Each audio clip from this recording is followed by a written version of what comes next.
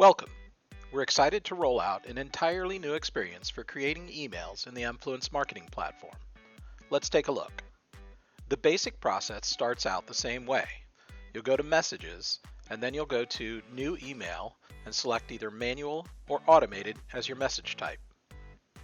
Then you'll select one of your templates as a starting point for your message. Note that if any of your templates have a legacy flag on them like this one, they'll need to be upgraded to work with the new editor. You can contact support for assistance with that. With your template selected, you'll move on to the Compose step. Just as before, you'll fill in the title, from name, from email, a subject line, and optionally a reply to name and reply to email address. Next, you'll check the box to add Google Analytics tracking. And now you'll see a new feature that we've added at the request of several clients. It's the ability to assign this email to one or more campaigns during the Compose process. Simply click the Assign Campaigns button, select the campaigns you want to add, and click Save. Now we get to the most substantial changes with this update. The first thing you'll notice is the dramatic change to the edit area. To the top left, you'll see icons that let you preview your message for desktop, tablet, and mobile screen sizes while you're composing your message. To the right of that, you'll see icons for undo and redo. Immediately to the right of that, you'll see an icon that allows you to show and hide guides while you compose your message. The next icon over allows you to expand your editing window to full screen. We recommend using it to create the best user experience while you compose your message. In general, templates will work as they always have. You'll have both editable and non-editable work areas. Notice that this template has two editable areas and that both of them have been pre-populated with content. The rest of this template, including the header area and the footer, is locked down to help ensure brand standards are maintained. The panel area to the right is where you'll see most of the new changes that come into play. The best way to understand it is to see it in action. We'll start by deleting the default content in the main editable area of this template and replacing it with layout blocks. Layout blocks will help us set the basic structure for our editable area. First, we'll add a content block for our main hero image. Simply click and drag a content block and drop it in place where you want it to go.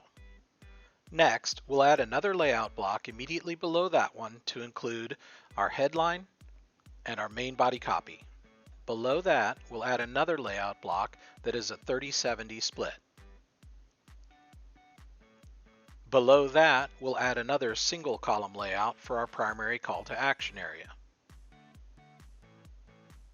And immediately below that, we'll add one more single column layout block that will be a placeholder for links to our social channels. With our basic layout set, it's time to start populating the content of our email. To do that, we'll switch to the Content tab. First, we'll drag over an image block to add our hero image. Double-click the Image Hero block to bring up the image browser.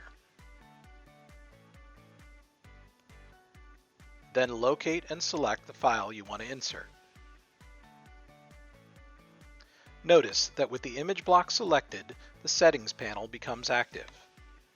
With the Settings tab active, you can select or change your image, set the width of your image, set an alt tag for your image, set a link for the image, set the alignment for the image, set padding including left, right, top, and bottom, and select a border for your image. Next, we're going to insert a content block that includes our headline and our main body copy area. Note that this is a content block that was already pre-formatted and stored in our content block area. Simply click and drag the content block to drop it in place. Next, we're going to add an image that's going to link to our video. Click and drag the image content block into place. Double-click to open the image browser, locate your image, and double-click to place it. With the image block still active, we can easily add a border. Notice that the Settings panel is active. We'll set the border style to solid, select a color, and you can choose from your pre-established brand colors or any recently used colors, and we'll set a border width. Immediately below the video image, we're going to add a caption. Switch to the Content tab and add a text area below the video image. With the text box selected, double-click to activate the text editor. Within the text editor, you'll see all the familiar controls you're used to seeing, as well as a few new items like the ability to add letter spacing and line height. We'll select our text and format it.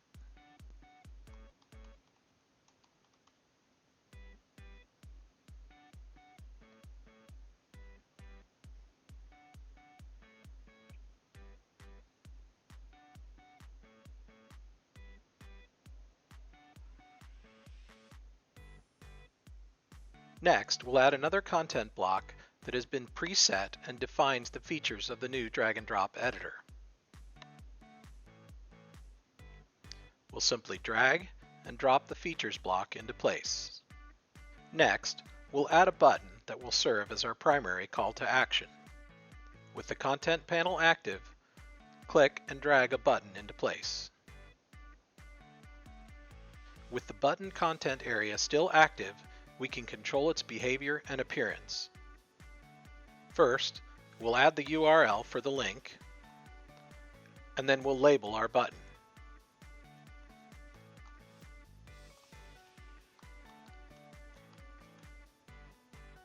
We have lots of control over the appearance of this button, including the button color, font size, font family, border radius, and padding. For this button, we're simply going to change the button color to our brand standard orange. Next, we're going to insert a content area for links to our social channels. To do that, we'll drag in the social link content type. It will default to Facebook, Twitter, and LinkedIn. However, we can easily add additional social channels. In this case, we'll add Instagram.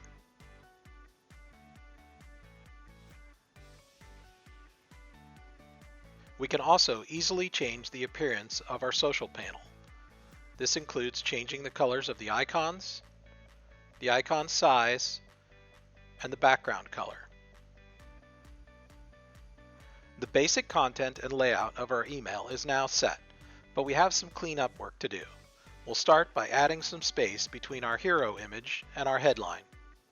To do that, we'll select our hero image and add some padding to the bottom of the image. In this case, about 10 pixels should do it. Next, we're going to add some space between our main body copy and our features body copy. To do that, we'll insert a vertical spacer. Drag and drop the vertical spacer into place. With the vertical spacer selected, you can change the pixel height. Next, we're going to add a little space between our video image and our key features copy.